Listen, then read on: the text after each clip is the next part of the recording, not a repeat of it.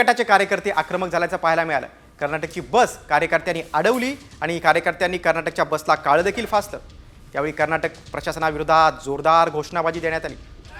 तिकडे नाशिकमध्ये देखील मनसे कार्यकर्त्यांनी कर्नाटकच्या बसला काळं फासत आंदोलन केलं।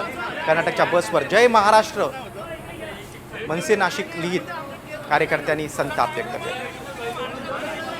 बघा, पुणे आणि नाशिकमध्ये हे पडसाद उमटलेले आहेत, कारण कर्नाटकमध्ये महाराष्ट्र राज्य परिवहन मंडळाच्या बसच्या ड्रायव्हरला मारहाण झाली होती, काळं फासलं होतं।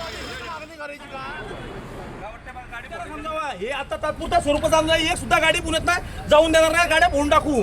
कारण महाराष्ट्रातल्या मराठी माणसाला तिथं मारहाण होते आणि तुम्ही बघायची भूमिका घेताय, तर अजिबात सहन करणार नाही।